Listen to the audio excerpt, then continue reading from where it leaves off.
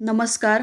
आज मी तुम्हाला तांदळाच्या पिठापासून अतिशय खस्ता नमकीन अशी पापडी मी बनवून दाखवत आहे. तर ती एकदम करायला सोपी आणि एकदम कुरकुरीत छान अशी होती.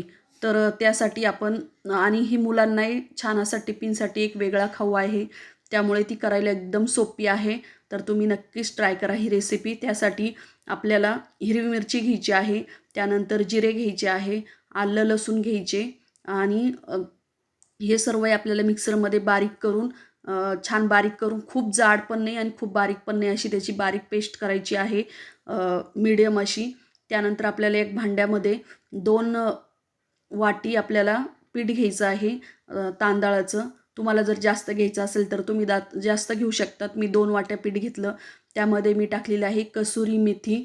त्यानंतर टाकलेलं आहे मी जे आपण बारीक वाटलेली जी मिरची होती ती टाकली.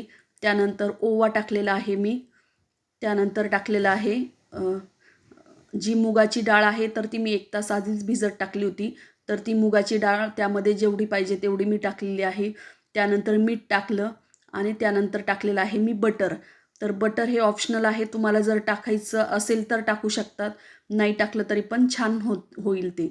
तर हे सर्व मी एकजीव केलेलं आहे आणि खूप छान असं ते बटरमध्ये एकजीव करायचं आहे. सर्वही मिश्रण एकमेकांना लागलं पाहिजे ह्या हिशोबाने आपल्याला ते छान असं मिक्स करायचं आहे.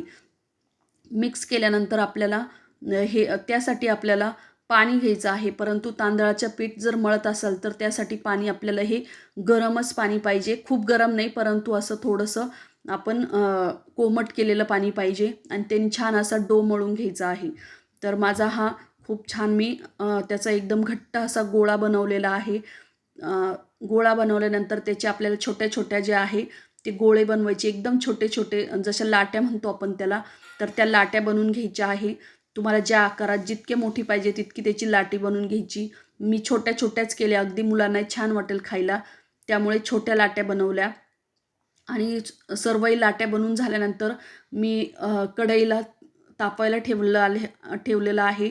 जी आपली रेग्युलरची कढई असते त्यामध्ये माझी ही तळणाचीच कढई आहे. तर ती थोडीशी काळी झालेली आहे, परंतु मी त्याच कढईमध्ये तळत असते. त्यानंतर मी त्यामध्ये तेल टाकल्यानंतर इकडे एक प्लास्टिकचा पेपर असतो तो घेतलेला आहे. त्याला थोडंसं तेल लावलं आणि अशा हाताने दाबून, छोटीशी डिश असेल त्या डिशनी दाबून मी हे पुरी त्याची छान अशी छोटी लाटलेली आहे. तर अशा करून एक-एक करून मी सगळ्याही या पुऱ्या लाटून घेतल्या. पुऱ्या लाटून झाल्यानंतर तेल कडक तापलं की मग आपल्याला गॅस कमी करायचा आहे आणि ह्या छान अशा पुऱ्या आपल्याला तळून घ्यायच्या आहे. पुऱ्या अगदी खुसखुशीत आपल्याला तळायच्या आहे. जोपर्यंत त्याचा ब्राऊन कलर होत नाही तोपर्यंत आपल्याला त्या तळत राहायच्या.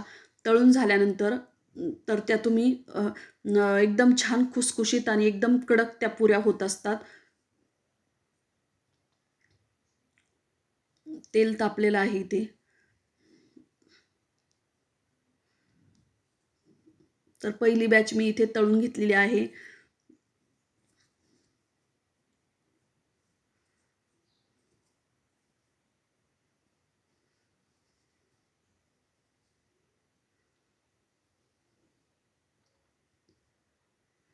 गॅस थोडासा कमीच ठेवायचा आहे, जेणेकरून त्या व्यवस्थित असा ब्राऊन कलर होईपर्यंत तळायच्या. त्यामध्ये कसुरी मेथी आणि ओवा असल्यामुळे त्याची एक टेस्ट वेगळीच येते. त्यामुळे त्या खूप छान अशा क्रंची लागतात आणि खूप खाव्याशा वाटतात. इतक्या छान ह्या पुऱ्या झाल्या होत्या.